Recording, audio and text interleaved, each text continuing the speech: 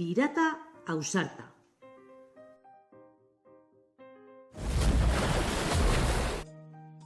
Juantxo pirata zausarta den, inortxok ere ez dio abotsa altzatzen. Itsasora joaten denean, gainerako piratak dardara batean.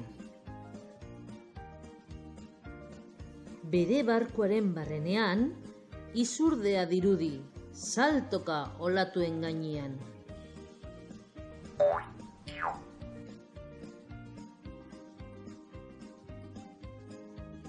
Badauka urrezko espata eta trikuaren antza egiten du zasta.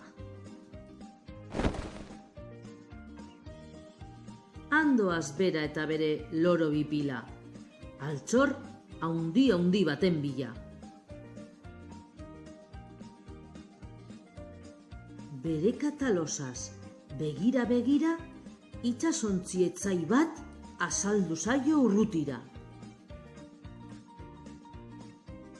Oso ausarta denez, mazta nagusira igotzen da tarrapata.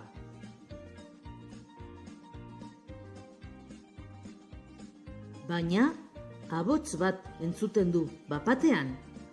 Juantxo! Esaten dio amak. Jeitzi meriendatzera! Begiko partzea kentzen du, txaka.